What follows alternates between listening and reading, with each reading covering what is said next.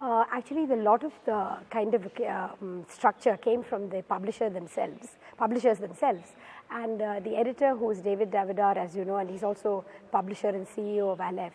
He was very specific in what he wanted from all the authors of City Books. It's part of a series, so he said he wanted X number of words, and he wanted it to be something that would be a sort of an impressionistic essay on the city, rather a longish essay rather than a book in itself. So given that Chennai, like other cities, has a lot of authors who researched and who experts who've written on the city, especially people like Mr. Mutaya, who've done a lot of exhaustive writing and chronicled the city from its inception to the present day. It's quite a bit of a challenge. So I decided that I would kind of stress on my own experiences, my memories, my history with the city. And the publisher was fine with that. He said that's a good approach, because that will be a voice that's not heard from anywhere else. So that's how I started. Yeah, in one way, I think the city was very kind of has yielded to me in a very kind way, because there is a history of the city that was known as Madras initially, and then became Chennai. And when I grew up, it was Madras. It was Madras well into maybe my 30s. So the large part of my, more than half my life is as a resident of Madras. So it made it very easy for me to go back. So obviously it would mean going back to a childhood, to growing up, to adolescence, and to becoming an adult in a city that was very different from the Chennai of today. And there's a very good sort of chronology that kind of separates the two, Madras from Chennai, and bits of Madras are still there in Chennai. So it was kind of easy for me to do, and obviously Madras I would draw from history and also from my own personal memories. So it was easy to kind of weave between personal memories and the city as it was, say, 30 years ago, and then the city as it is now. A lot of it is the physical topography of the city, which has changed a lot. And I remember that in our childhood, for instance, that even the way the city looked was very different. We had long sprawling streets with huge avenue trees, and particularly, and I think in my own immediate family, we had this tendency to go for long drives in cars, and we used to drive around the length of the marina, which is very different these days than it was those days.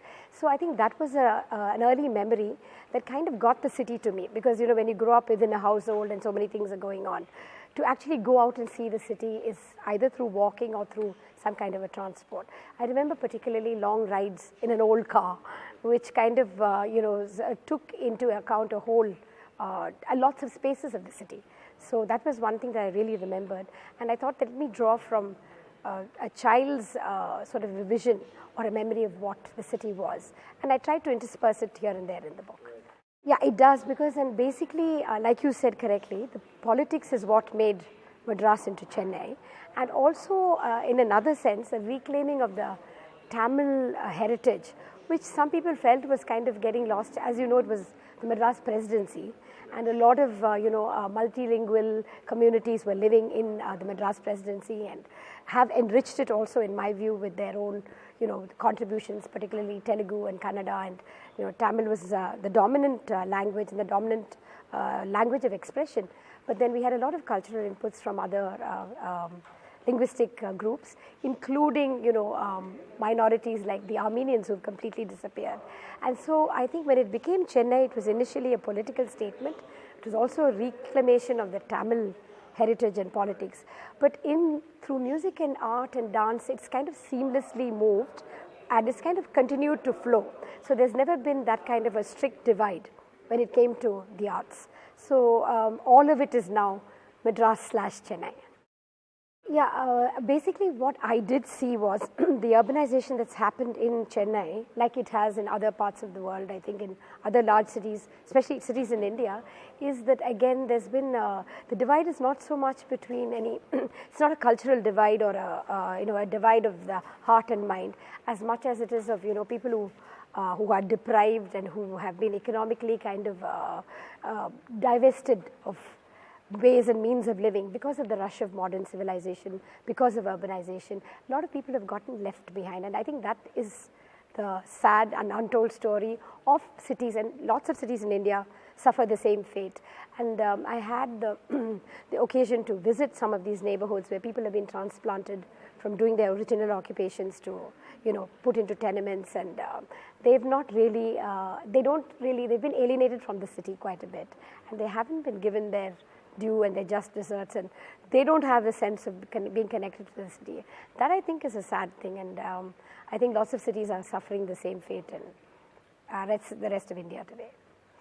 Basically, the uniqueness of Madras or Chennai, which I think a lot of people who are global travelers or even people within India don't know much about the spirit of the city. And I think it's traditional, but it's also extremely liberal, and it has its own pockets of great experimentation and adventure. There's a great deal of tolerance, and I think increasingly in India you find that there's a lack of that, and it's quite scary for many of us who witness it. That great liberal attitude that we had, I think, in the 50s and 60s, some of that is diminishing in parts of the country. I think Chennai still retains that, so I'm very grateful to be a citizen of this lovely city. I've tried to sort of do a kind of a decent balance between the two, but I felt that I needed to come with the voices more, because lots of people, earlier chroniclers and historians of the city, have talked about the monuments, about institutions, and how they were established and what they contributed to the history of the city and the history of India.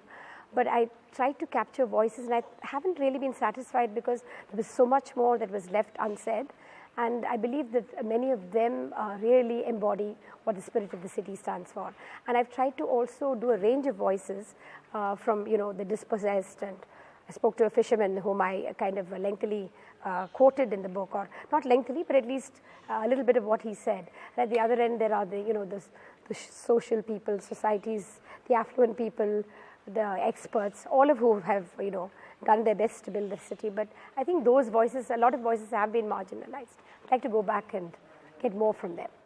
Well, basically, I think it's the flavor. There have been a lot of cliches about Madras or Chennai, whatever you like to call it, about Chennai being traditional and not having moved far, and a lot of the wealth and the richness of culture has been sort of not been very visible to the public eye. And I've hoped that in some way I've been able to capture a little bit of that, and it's just a modest kind of attempt given the structure, and there have been so many other worthy people writing on cities like Chennai, but I've hoped to kind of telescope everything into small vignettes where you can capture the spirit of the city, and it's my city, my home. So I've tried to do it as carefully as possible. It's been a very precious journey for me, and hopefully a little bit of that the reader can take away with him or her. So that's been what I've tried to do.